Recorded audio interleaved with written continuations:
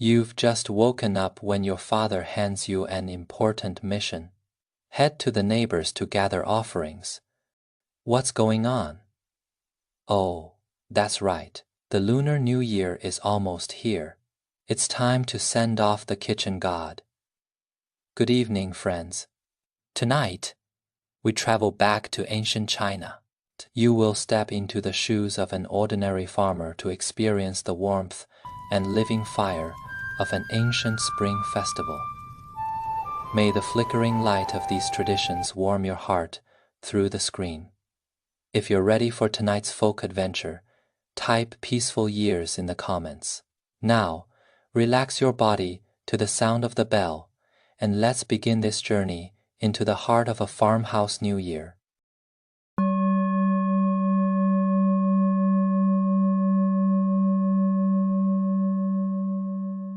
The 23rd day of the 12th lunar month marks Little New Year, the first major milestone of the spring festival season. This is the day of Jizao, the ritual to send off the kitchen god. Every child of the farm knows that today we must serve the kitchen god with the utmost care. We hope that when he ascends to the heavenly court to report on our family's deeds, he will speak only of our virtues and overlook our faults, securing peace and prosperity for our home in the coming year. In your kitchen, the mud stove has been scrubbed spotless by your mother. Not a single trace of grease remains. Even in the tiniest cracks along the edges, the wooden spirit tablet of the kitchen god has been meticulously polished until it radiates a warm, gentle luster, standing quietly upon the stovetop. Your mother works with her head bowed, kneading snow, white wheat flour. As her fingers dance, the dough gradually becomes smooth and supple. She is preparing tanggua sweet, sticky sugar melons, designed to seal the kitchen god's lips, ensuring he follows the ancient proverb, "Speak good things in heaven, and bring peace to the world below." In the courtyard, your father is chopping wood. Between the rise and fall of his axe, the crisp crackle of splintering branches mingles with the howling winter wind, echoing through the small yard. He looks up at you and says solemnly, "Aren, you're grown now. You should take more responsibility for today's ritual." Realizing the household supply of malt sugar is a bit low, perhaps not enough to truly show your devotion, you tuck a remaining half piece of candy into your pocket and head toward the home of your eastern neighbor, Granny Wang. A thin layer of white frost blankets the winter ridges, and tiny ice crystals cling to the grass, crunching rhythmically under your boots. The village alleys are filled with the sweet aroma of cooking sugar wafting from every kitchen. Occasionally, children chase each other with stalks of straw, their crisp laughter clashing beautifully against the biting wind. When Granny Wang sees you at her door, the wrinkles around her eyes instantly crinkle into a kind, radiant smile as she ushers you inside. Upon hearing your request, she doesn't hesitate for a moment. She hurriedly brings out a clay jar of freshly simmered malt sugar from a wooden cabinet in the corner. Thick, translucent, and still steaming, its rich, sweet fragrance instantly floods the entire house. You thank the granny formally, but your gaze happens to fall upon a pile of wet firewood in the corner of her yard. Knowing she is too elderly to chop wood easily, you roll up your sleeves, grab the axe from the wall, and silently begin to work. With each swing of the axe, the wet logs are split and stacked into neat, orderly rows. Granny Wang tries to stop you time and again, but she eventually gives in to your persistence. She turns back into her room and emerges with 2 dried red dates, gently pressing them into your hand with eyes full of motherly affection. "Good child," she says softly. "So sensible and capable. Eat these dates, and may the coming year bring you blessings, longevity, and a smooth, healthy life." By the time you return home, you have gathered more than enough malt sugar. Your mother continues kneading the dough while you take your place by the stove to tend the fire. The flames grow brighter and stronger, casting a warm crimson glow across your face. Soon, the tangua sugar melons are shaped, round, plump, and coated in a fine layer of granulated sugar, and placed steadily upon the offering table before the stove. The incense and candles are lit, their wispy smoke rising slowly into the air. You offer your boughs with deep respect, offering a silent prayer in your heart as you bid the kitchen god farewell on his journey to the heavens to speak only of the good. Your heart is filled with hope for a year of family safety and a bountiful harvest. The firewood in the stove crackles and pops, while from outside comes the scattered sound of firecrackers from neighbors performing their own rituals. The sweetness of the sugar mingles with the scent of woodsmoke, slowly drifting through the small courtyard. The flavor of the new year has quietly seeped into every corner, warming the very soul. The 24th day of the 12th lunar month is dusting day. In farming culture, the word for dust is a homophone for the old. Thus, sweeping the dust is a symbolic act of sweeping away the filth and misfortune accumulated over the year, ridding the home of old worries and exhaustion to welcome the new year with a clean and fresh start. This is an indispensable ritual for any farm family. However, your family's old broom is already frayed and splitting, making the task feel nearly impossible. Thick cobwebs cling to the corners, and a heavy layer of dust has settled around the water vats. Your mother looks at the cluttered kitchen, a look of worry crossing her face as she lets out a soft sigh. Seeing this, you silently pick up the battered broom and head straight to the west side of the village to borrow a new bamboo broom from second brother Lee. At Lee's house, they are busy grinding beans for tofu. The stone mill hums with a heavy, rhythmic drone, and the entire yard is filled with the rich, milky aroma of soybeans, a scent unique to the New Year preparations. The cheerful and easygoing second brother Lee doesn't hesitate for a moment. He immediately brings out a freshly tied bamboo broom from his shed. Its slats are tight and its bristles are neat. Truly the perfect tool for a deep clean. Noticing that his courtyard is cluttered with dried paulownia leaves that scatter with every gust of wind, you set down the broom, grab a wooden shovel, and silently help him gather the leaves into a pile. You carefully move them toward his stove to be used as kindling. Second brother Le thanks you profusely. Feeling a bit bad for taking your time, he insists on giving you a small ladle of freshly ground, hot soy milk. It is sweet, thick, and perfectly pure. As you take a sip, the warm liquid slides down your throat, instantly melting the winter chill and warming you to the core. Returning home with the new bamboo broom, you begin sweeping immediately, moving from the inner rooms to the kitchen, and from the porch to the window frames, leaving no corner untouched. You stand on tiptoe to dust the hidden corners of the ceiling beams, reach out to clear the cobwebs from the walls, and bend low to scrub the grime from the water vats, performing every movement with meticulous care. Before long, the cobwebs are gone, the ceiling is pristine, and even the dust around the vats has been wiped away completely. The entire courtyard looks brand new. The swept-up dust is piled in the corner of the yard. As a cold winter wind sweeps through, the dust vanishes into the air, as if taking all of the year's troubles, exhaustion, and misfortunes along with it. Your heart feels suddenly light, seeing the courtyard so clean and fresh. Your mother beams with a gratified smile, nodding repeatedly as she praises your hard work.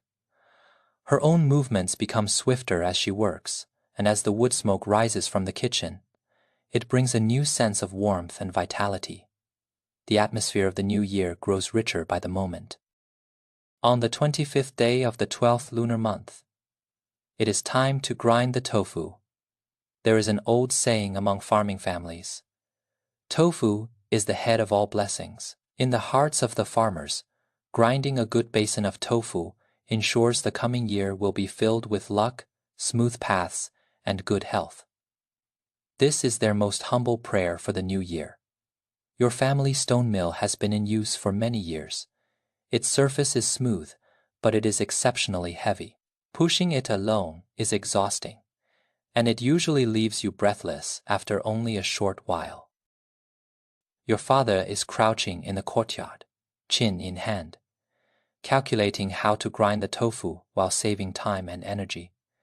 Seeing the heavy millstone and your father's troubled expression, you quickly head through the village alleys to find your best friend.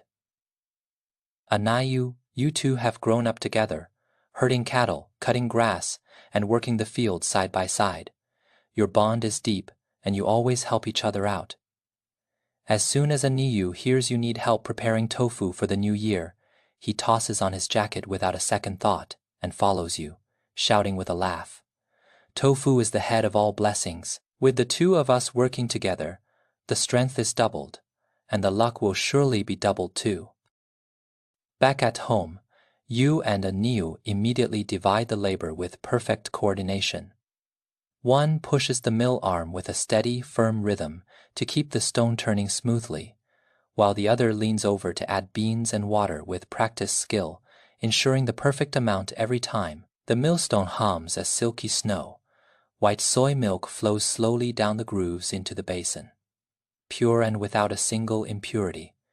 The rich aroma of soybeans fills the courtyard, a refreshing scent that brings a sense of pure joy. Your mother stays by the stove, focused on tending the fire, filtering the milk, and curdling the tofu with brine. Her years of farm life have honed her skills into a master craft. Before long, blocks of tender, smooth white tofu begin to take shape. Your mother carefully stacks them into a clean jar, sprinkling a little fine salt to keep them fresh, enough to last the family comfortably through the first lunar month.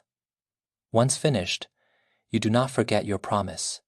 You head to Aniyu's house to help him organize his scattered firewood. You stack the logs into tall, neat piles, making his wood yard instantly tidy. Aniyu's mother watches with gratitude, and since she cannot stop your hard work, she presses a handful of plump peanuts into your hand for you to roast for the new year. The warmth from her fingertips carries the simplest, most sincere kindness of neighborly love, warming your heart. The 26th day is for cutting the New Year meat. Having worked hard in the fields all year while living frugally, a farmer rarely enjoys meat. Therefore, whether the supply of New Year meat is sufficient determines if the holiday will be prosperous and respectable. It is the best comfort for a year of toil. Early this morning, Butcher Zhang at the edge of the village slaughtered the New Year pig.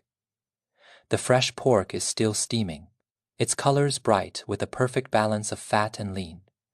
Many villagers are already queuing, and the meat stall is lively, filled with laughter and the bustling spirit of the season. Your mother pulls you aside and whispers a reminder that the family's rice and grain are precious. They must be saved for making cakes and hosting relatives who come to visit. You look at the piles of dry, tightly stacked firewood in the yard and suddenly have an idea. In the freezing winter, dry firewood is a daily necessity for heating and cooking. The drier it is, the more valuable it becomes. Why not use the extra dry wood to trade Butcher Zhang for a fresh piece of meat? It saves the grain and secures the meat. A perfect win. Win. You find some rope and tie the dry wood into tight, sturdy bundles, then shoulder them and walk steadily toward the meat stall. The winter wind stings your face, but it cannot dampen your festive mood.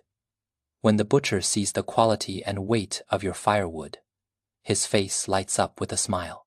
He praises you for being an honest, sensible, and sincere child. With a swift stroke of his blade, he cuts a beautiful piece of pork belly, with clear, marbled layers. He even adds a small section of pork spine as a bonus, carefully wrapping it all in a fresh, clean lotus leaf.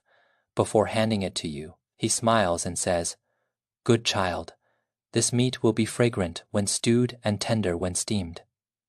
Having this at your New Year's Eve dinner is what makes it a real celebration. Holding the warm meat in both hands, your heart overflows with joy as you thank the butcher and head home. The scent of the fat begins to seep through the lotus leaf, smelling delicious.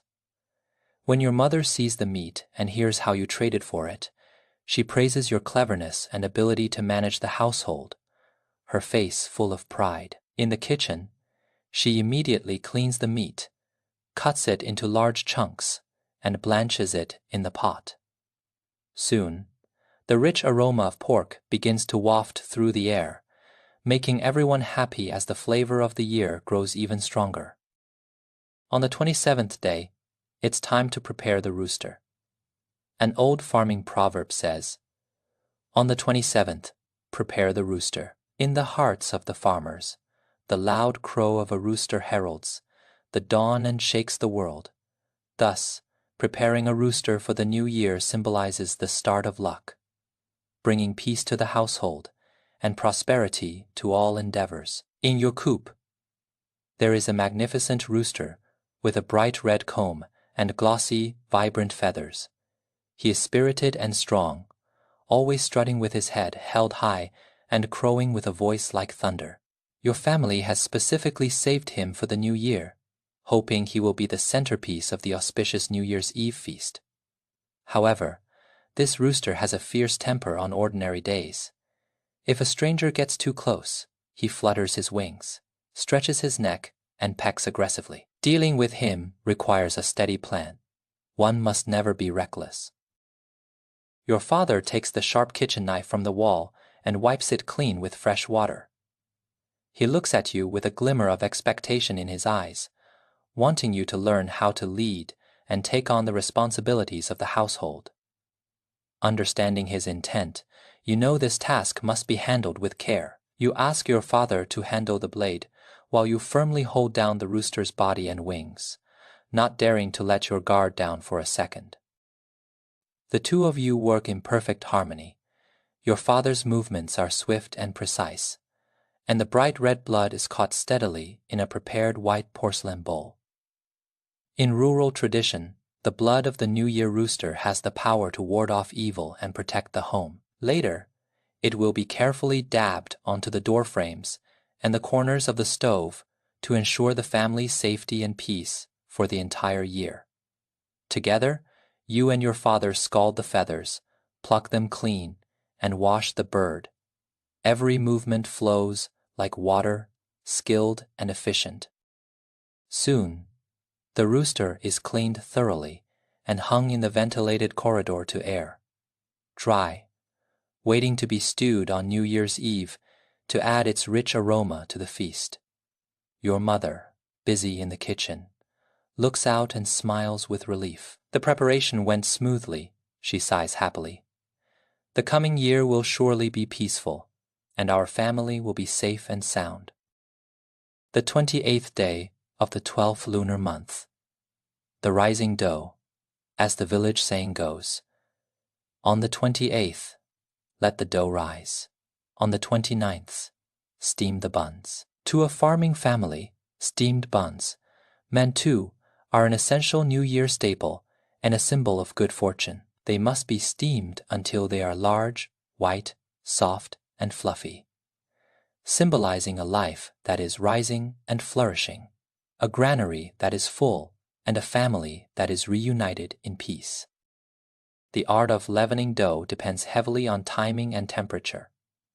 In the bitter cold of winter, dough rises exceptionally slowly. If one isn't careful, the dough might turn sour or fail to rise at all, which is not only a waste of grain but also seen as a bad omen for the year's luck. Therefore, the family's good fortune for the year is tied to this single basin of dough. Your mother has already poured high quality flour into a clean clay basin, dissolved the yeast in warm water, and kneaded it in bit by bit. She kneads until the dough is smooth and firm, without a single lump, then carefully places it in the warmest spot by the stove. She covers it with a clean, coarse cloth and checks it frequently, terrified that something might go wrong. As you watch the dough by the stove, an idea comes to mind.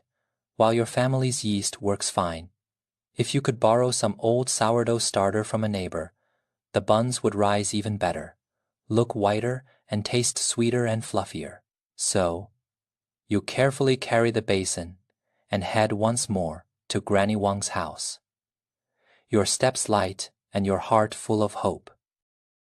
Granny Wang smiles as soon as she sees you. Good child, busy with the New Year preparations again. You've been working so hard these past few days. Upon hearing your request, she doesn't hesitate. She reaches into a ceramic jar in the corner and pinches out a piece of aged sourdough starter, which smells richly of fermented grain. She instructs you carefully. After you mix this in, make sure to knead it thoroughly. Keep it warm by the stove, and don't let it catch a chill. That way, the buns will come out plump, soft, and fragrant. You thank her sincerely, keeping her advice in mind. Before leaving, you help her stabilize the firewood in her stove, so the flames burn steadily, keeping her own New Year dough warm, a small way to repay her kindness. Back home, you meticulously knead the starter into your dough, ensuring it is evenly distributed, then set it back by the stove to rise, waiting patiently for the magic to happen. In barely an hour, the dough begins to swell with life, filling the entire basin. It is as soft and airy as cotton. A gentle press of the fingers springs back instantly. The sweet, refreshing aroma of wheat fills the house, lifting everyone's spirits. Seeing this, your mother is overjoyed. "It has risen so beautifully," she exclaims. "This is a sign our lives in the coming year will surely flourish, and our family will be blessed with abundance and peace." The 29th day of the 12th lunar month is for steaming buns and preparing festive pastries. This is the busiest and most vibrant day before New Year's Eve. In a farmer's heart, these buns are the face of the new year. They are prayers made manifest. If they are steamed round, fragrant, and in great number, the ancestors will be pleased, and the gods will grant their favor, ensuring a bountiful harvest for the year to come. There is a strict etiquette to this craft. You must steam large snow, white round buns to symbolize a pure life and family reunion. You must create jujube mountain buns crowned with red dates, and fortune buns marked with red dots for the ancestral altars. The more you steam, the fuller your granary will be. In your kitchen, the large steamers are already stacked firmly atop the iron cauldron.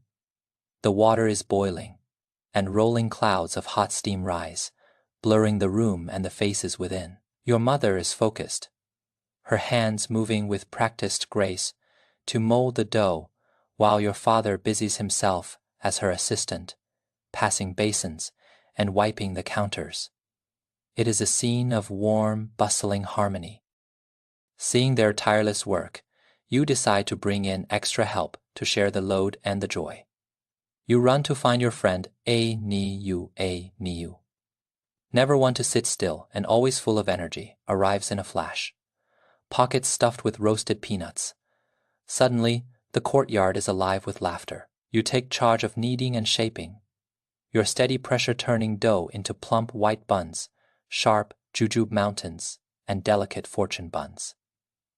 Meanwhile, Anu squats by the stove, his eyes fixed on the fire. The crackle of the wood and the hiss of the steam weave together like a festive melody. As the steam billows out, the fragrance of wheat and the sweetness of red dates drift down the alleyway, drawing compliments from neighbors passing by. Together, you produce basket after basket of steaming, snow-white buns. A bite into one reveals a soft, sweet texture that fills the mouth with the taste of the earth. As you rest and share a cup of sweet sugar water, Anu pats the rounded buns and laughs. "This is enough to last us until the Lantern Festival. Next year will surely be full of joy." When he leaves, you press 5 large buns into his hands to share with his family. In the biting winter wind, this bond between neighbors is more precious than any treasure. As the sun dips behind the mountains, casting a golden glow over Zishan village, The last batch of buns is packed into bamboo crates. The kitchen smoke fades, and a canopy of brilliant stars claims the deep winter sky. Finally, after days of diligent work and neighborly kindness, New Year's Eve arrives. This is the climax of the year, the destination of all your toil and anticipation. As the first light of dawn touches the horizon, you rise early, feeling a surge of excitement. You join your father to hang the taufu, peachwood charms, and the door gods. Your father grinds the thick black ink while you carefully spread out the auspicious red paper. Together, you write characters of peace and bountiful harvest with reverent strokes. Once the ink dries, you paste the bright red charms on either side of the ancient wooden door. They stand out beautifully against the winter frost. Beside them, you place the images of the fierce, majestic door gods, whose stern gazes are believed to ward off evil and protect the home's tranquility for the year to come. By mid-morning, the yard is bathed in warm sunlight. The entire family gathers for one of the most solemn rituals, the ancestral offering. This is a moment of profound gratitude. In the center of the main hall stands the altar, dignified and orderly. The Juju mountain bun takes center stage, flanked by the fragrant stewed pork, the golden New Year rooster, and the fresh white tofu. Small dishes of peanuts and dates are arranged with meticulous care. Candles are lit, and thin ribbons of incense smoke rise slowly toward the ceiling beams, carrying the family's silent prayers and devotion to those who came before. The entire family kneels before the ancestors in order of seniority, faces solemn and hearts still. Your father bows his head and whispers a prayer. A year of toil has passed, and by the grace of heaven and our ancestors, our home is safe, our fields are unharmed, and we have gathered a humble harvest. On this New Year's Eve, we offer these modest gifts. May the coming year bring favorable winds and rains, a bountiful harvest, health for the young and old, and peace for our family. You bow your head with deep reverence. In this single act of worship, all the hard work, the respect, and the sincerity of a farmer's year are tucked into the gentle weight of history and the deep memory of those who came before. In the afternoon, the kitchen becomes your mother's stage. Her silhouette dances between the stove and the cutting board, never pausing for a moment. One by one, the festive dishes take shape. Stewed chicken, steamed meat, hot buns, until the aroma becomes so thick, it feels like a warm embrace. The scents of oil, meat, and wheat interweave, drifting out of your yard and merging with the neighbors' cooking until the entire village is draped in the most healing scent of New Year's Eve.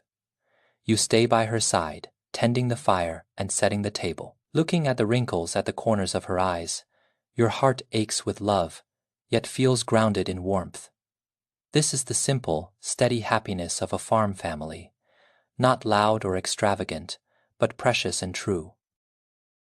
As evening falls, the last glow of sunset fades and the lights of Zishan village flicker on. One by one, the New Year's Eve feast begins.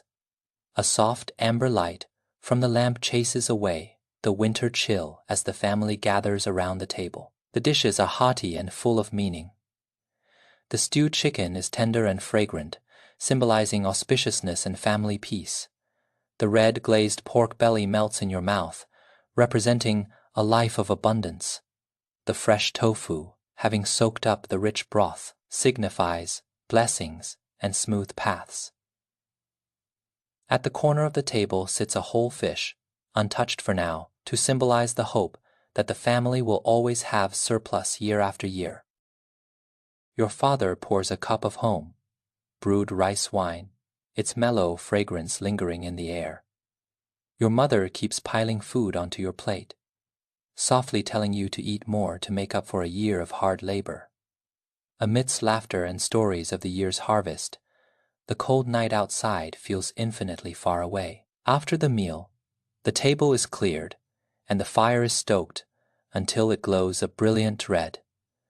The ritual of Shu Sui, the New Year's vigil, begins, also known as Engnian, and during the year the family stays awake, all night to hold on to their peace, their blessings, and their togetherness. Your parents lean against the warm wall, reminiscing about old traditions, while you sit by the stove, the crackle of firewood sounding like a joyful melody against the quiet night. After the feast, you help your parents clear the table, washing the bowls and plates until they are spotless and neatly stacked. The hearth fire burns a brilliant red, radiating a comforting heat. Now, the most solemn ritual of New Year's Eve begins, Shou Sui, the New Year's Vigil. The family gathers around the fire to stay awake until dawn, a tradition known as Ao Nian, or enduring the year. It is a symbolic act of guarding one's peace, fortune, and family bond, praying that the coming year will bring smooth paths and a bountiful harvest. Your parents lean against the warm walls of the raised bed, softly reminiscing about old traditions and village stories. Their voices tender and soothing. You sit by the stove, quietly adding wood to the flames. The logs crackle and pop, casting a crimson glow over your face. Outside, the occasional crack of a neighbor's firecracker pierces the silence of the night, only to vanish into the cold air, leaving the courtyard feeling even more serene and filled with the spirit of the new year. As the night deepens, the stars sharpen in the velvet sky, their brilliant light bathing the small courtyard. Your father reaches into his robe and produces several copper coins threaded together with a red string. Coins worn smooth and polished by the years. He gently places them in your palm with a movement both tender and grave. The metal feels heavy, and the red string is cool. Yet they carry the lingering warmth of his hand, a warmth that chases away the winter chill. "This is your Yasui Qian lucky money," your father says, his voice thick with affection and hope. "Wear it, it will ward off evil and keep you safe. May you grow strong and sturdy, and may your farming be prosperous. Be a diligent, upright, and responsible man, the one who holds this family together." You grip the coins tight, the warmth from his fingertips seeping into your heart. Your eyes grow misty. These coins may not have great monetary value, but they are the most sincere blessing a farming family can offer, a father's deep love and a prayer for the future. The village alleys grow quiet as the laughter of neighbors fades, leaving only the steady glow of your lamp reflected in the window panes, a beacon of warmth for the soul. There is warmth in the stove, surplus grain in the storehouse, protection from the ancestors, and the presence of loved ones by your side. Outside, the freezing wind howls, a herald of a fruitful year, but inside, the house is overflowing with the joy of reunion. Watching the dancing flames and breathing in the lingering scent of the feast and woodsmoke, you feel a profound sense of fulfillment. This happiness is simple, honest, and enduring. From the sweet sugar melons of the 23rd day to the act of helping your neighbors, from the great cleaning to the grinding of tofu and the trading for meat, from the preparation of the rooster to the kneading of the dough, you have walked the true and complete path of an ancient Chinese New Year with diligence and kindness. On this night, you realize the true meaning of the festival. It is not about a grand banquet or expensive treasures. It is about the warmest reunion, the simplest happiness, and the most sincere prayers. It is the living fire, Yanhuo, and the human connection that fill this yard. The old year fades quietly amidst the embers and the warmth. All the toil and exhaustion of the past 12 months are healed by this single night of togetherness. As the first rooster crows and the morning light breaks, the new year arrives. All hopes and wishes will be realized through diligent labor in the days to come. You know in your heart that this night of peace and reunion is the most precious perfection a farmer can achieve, a warm memory that will stay with you for a lifetime.